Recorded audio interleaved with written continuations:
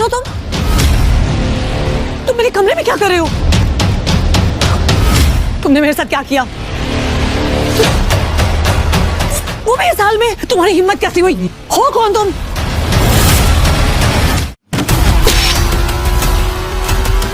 ज्यादा दूर भागे नहीं होंगे, उस तरफ देखो तुम लोग। संजय के हाथ में गोली लगी थी। वो और अभिनव रात के अंधेरे में एक पतली सी गली में छुपे हुए थे। अच्छा बेटा, जल्दी बाहर आ जाओ। अभिनव, मेरी बात सुन बेटा, तुम यहाँ से भाग जाओ, वरना ये लोग तुझे भी मार डालेंगे। बाहर सड़क पर उनकी गाड़ी खड़ी थी और उसी गाड़ी के पास खड़ा था राणा। अभिनव, बाहर आओ बेटा, समझ गए? जिसने संजय को गोली मारी थी। नहीं पापा, मैं आपको छोड़ के नहीं जाऊंगा। जिद मत कर अभिनव। बेटा देख, मैं तो अपनी जिंदगी जी चुका हूँ, अब जो भी करना है तुम्हें करना है, सब कुछ तुम्हें संभालना है। और मेरी बात सुन, एक बार यहाँ से जाए, उसके बाद दोबारा मुड़ के मत देखना, ठीक है?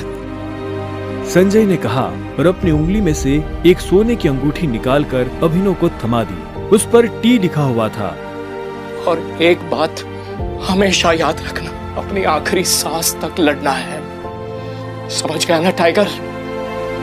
संजय ने अभिनव के माथे को चूमा। Run tiger, run tiger run! और अपनी बंदूक लेकर उन लोगों का सामना करने के लिए गली से बाहर निकल गए। संजय जैसे ही अपनी गाड़ी के पास पहुंचे तो राणा ने संजय पर बंदूक तान दी। टाइगर, इस कमीने का चेहरा मत भूलना।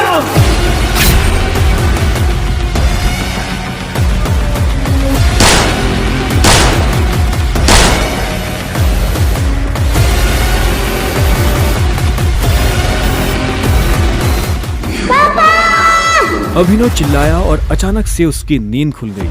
पसीने में तरबतर अभिनव अपने बिस्तर पर उठकर बैठ गया और गहरी सांसें लेने लगा। 18 साल, पिछले 18 सालों से ये सपना इसी तरह से अभिनव को परेशान कर रहा था। अभिनव ने पहले अपनी उंगली में पहनी उस अंगूठी को देखा और फिर बाथरूम की तरफ बढ़ने लगा। अभिनव गुड़गांव में रहता था और डिलीवरी बॉय का काम करता था। हालांकि इस काम में उसका मन नहीं लगता था, लेकिन अनाथ आश्रम से निकलने के बाद उसके पास ये करने के अलावा और कोई चारा नहीं था। 18 साल की उम्र में उसने अपना खर्च खुद उठाना शुरू कर दिया था। उसकी जिंदगी में बस एक ही खुशी थी, उसकी गर्लफ्रेंड वैभवी। जब भी वो वैभवी को देखता तो अपने सारे दुख भूल जाता था और आज तो वैभवी का जन्मदिन था, इसलिए अभिनव जल्द से जल्द उससे मिलना चाहता था। अंकल, ये केक कितने का है? 600 का है। और ये पेस्ट्री? वो 60 का है। एक दे दीजिए। असल में अभिनव और वैभवी ने ये तय किया था कि वो पैसे जोड़कर अपने लिए किराए का एक बड़ा घर लेंगे, इसलिए वो पैसे वेस्ट नहीं करना चाहते थे। Thank you. Thank you. कुछ देर के बाद जब वो वैभवी के घर के बाहर पहुंचा तो उसने देखा वहाँ काफी रंगीन लाइट्स जल रही थी और वहाँ से तेज म्यूजिक की आवाज आ रही थी।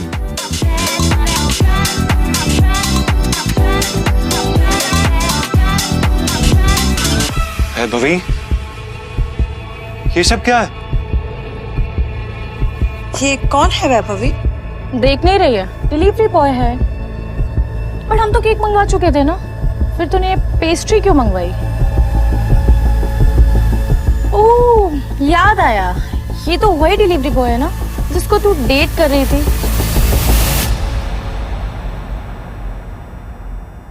ओह कम ऑन यार वैभवी, तेरा स्टैंडर्ड इतना गिर जाएगा मुझे नहीं पता था। Babe, happy birthday babe. Abhinav Deven को अच्छी तरह से जानता था। वो एक बड़े बाप का लड़का था और हर वक्त वैभवी के आसपास मंडराता रहता था। देवेन को यहाँ देखते ही अभिनव का दिमाग खराब हो गया। उसके हाथ में एक बड़ा सा गिफ्ट था। उसके आगे अभिनव के हाथ में लटकी पेस्ट्री की थैली कुछ भी नहीं लग रही थी। मेरी वैभवी को छूने की तेरी हिम्मत कैसे? Stop it.